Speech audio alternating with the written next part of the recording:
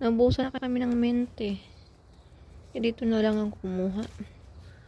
Pangit din kasi kinuhaan na to siya eh. Ay, mama. Ang liliit pa ng ano. Liliit pa ng...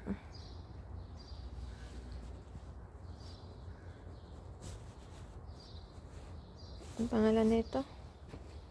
Tapos aray ko. Basta yung lalagyan, yung dahon.